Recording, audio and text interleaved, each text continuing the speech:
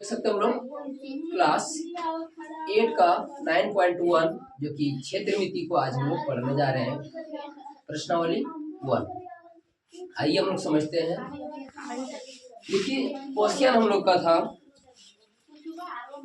सबसे पहला क्वेश्चन, एक मेज के ऊपरी पृष्ठ का आकार समलंब जैसे है, अभी जिसकी समांतर भुजाएं 1 मीटर और 1.2 मीटर है तथा इन समांतर भुजाओं के बीच की दूरी 0.8 मीटर है, तो इसका क्षेत्रफल ज्ञात कीजिए।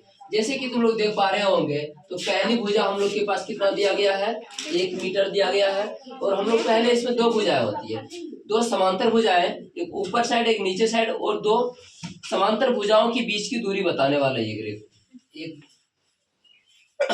भुजाएं होती है, जो कि हम लोगों ने अभी यहाँ पे दिया गया हम लोगों को। एक दिया है, पहला समांतर भुजा 1 मीटर, दूसरी समांतर भुजा है 1.2 मीटर, और उसके बाद जो कि दोनों समांतर भुजाओं के बीच की दूरी दिया है 0.8 मीटर। अब इन्होंने पूछा है हम लोग से कि इस मेज का क्षेत्रफल बताएं। तो हम लोग मेज का क्षेत्रफल निकालने के लिए क्या करते हैं, एक फार्मूला लगाते हैं। फार्मूला में दोनों समांतर भुजाओं का योग, और जितना समांतर भुजाओं का योग जिससे जैसे कि दो समांतर भुजाओं का योग कर रहे हैं तो 2 से क्या कर देंगे, उसमें भाग दे देंगे।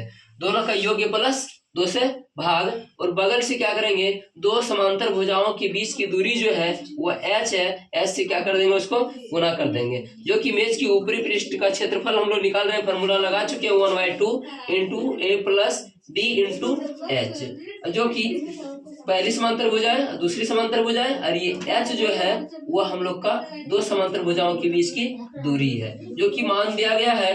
देख सकते हो 1/2 इंटू ये पहली भुजा 1 मीटर, सेकंड समांतर भुजा है 0.2 मीटर, उसके बाद ये उसकी तीसरी भुजा जो कि दोनों समांतर भुजाओं की दूरी बताती है वो 8 मीटर है, जिसको हम लोगों ने सॉल्व किए। भी कटाए 2 से, यहाँ 0.8 को 0.4 प्राप्त हुआ, और फिर 0.4 और 2.2 को गुना करने पर हम लोग का 0.8 मीटर स्क्वायर प्राप्त होता है, जो कि हम लोग का मेज का ऊपरी पृष्ठ का क्षेत्रफल है। चलिए नेक्स्ट क्वेश्चन 2 नंबर की तरफ बढ़ते हैं। 2 नंबर क्वेश्चन हम लोग का, एक समलंब का क्षेत्रफल जिसका 34 सेंटीमीटर स्क्वायर है और इसकी ऊंचाई 4 सेंटीमीटर है। समांतर भुजाओं में से एक की 10 सेंटीमीटर लंबाई है, दूसरी समांतर भुजाएं की लंबाई ज्ञात करने बोल रहा है। देखिए सबसे पहले हम लोग के पास क्वेश्चन में पहली भुजा तो दिया गया है 10 सेंटीमीटर, और ऊंचाई भी दे दिया है दो समांतर रेखाओं की बीच की दूरी जो कि 4 सेंटीमीटर है। उसके बाद समलंब का क्षेत्रफल जो है, एरिया उसका 34 सेंटीमीटर स्क्वायर है। देख सकते हैं। फिर हम लोगों के पास दूसरा भुजा समांतर भुजा है पूछा गया था, जो कि हम लोगों ने मान लिया उसको बी माने हुए हैं। अब यह प्रश्न अनुसार चलते हैं। समलंब का क्षेत्रफल 34 सेंटीमीटर स्क्वायर हो जाएंगे, ये तो दिया ही है। उसके बाद हम लोग समलंब क्षेत्रफल का फार्मूला लगाते हैं 1/2 पहली समांतर भुजा है, दूसरी समांतर भुजा है का योग बटे में 2, और ये इंटू दोनों समांतर भुजाओं के बीच की दूरी बराबर एरिया। अब इसका मान दे दी 1/2। अरे ए हम लोग को दिया गया था, पहली समांतर भुजा है ए और दूसरी माने थे बी, और उसके बाद ऊंचाई जो कि समांतर भुजाओं के बीच की दूरी था वह था 4 सेंटीमीटर। अब ये पूरे सॉल्व करने बाद एरिया तो हम लोग को 34 सेंटीमीटर स्क्वायर दिया ही है, तो इसको हम लोगों ने कटाए, कुछ नंबर कटा, 2 से 4 को कटा दिए 2 बार में। उसके बाद यहाँ से हम लोग को 10 प्लस बी का स्क्वायर बचा =34। इसको अब क्या करेंगे, हम लोग जो भी गुना में रहा था उसको भाग में चेंज करते हैं। जैसे कि 10 प्लस बी बराबर 34 बटे, इधर गुना में था उधर जाके भाग में बदल गया, इसको कटाने पर वो 17 बचा हम लोग के पास। अब यहाँ से इसको प्रेस से नोट करते हैं। अब यहाँ पे जो भी नंबर इधर प्लस में उधर माइनस में दे जाना, जो भी अचर पद और चर पद है, जैसे कि अब बी इंग्लिश अल्फाबेट हम लोग को तो बी प्राप्त करना है, 10 को तो फिर हटाना पड़ेगा एरिया के साथ जैसे कि 2 को कटाए, फिर इसको हम लोग प्लस में है तो इधर से बी को रख लेंगे, और 10 को क्या करेंगे, ये 17 से हटा के हम लोग का बी बराबर प्राप्त होता है। इस प्रकार से बी बराबर 7 सेंटीमीटर, जो कि बी हम लोग मान रखे हैं समलंब का दूसरी समांतर भुजा है, जो कि समलंब का दूसरी समांतर भुजाएं का क्षेत्रफल की लंबाई कितना हो जाएगा, 7 सेंटीमीटर हो जाएंगे। कितने हो जाएंगे, 7 सेंटीमीटर हो जाएंगे। चलिए आगे हम लोग थर्ड क्वेश्चन देखते हैं। थर्ड क्वेश्चन में हम लोगों ने बहुत इंपॉर्टेंट क्वेश्चन है, थोड़ा सा ध्यान से सुनिएगा।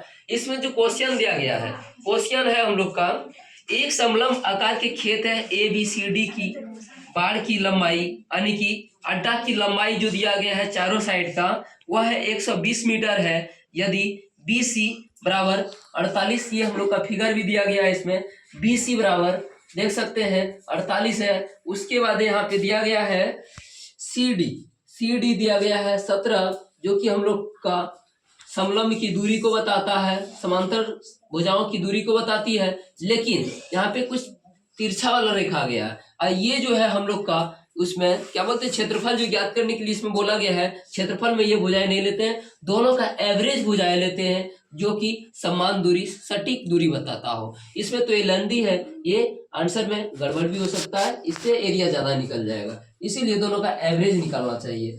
तो यहाँ पे हम लोग के पास ए डी बराबर 40 मीटर है, और तो इस खेत का क्षेत्रफल ज्ञात कीजिए, जो कि ए बी समांतर भुजाएं ए डी और बी सी है, ए डी और बी सी पर लंब है, ए डी और बी सी पर लंब है, एक है ए बी और दूसरा है सी डी सी।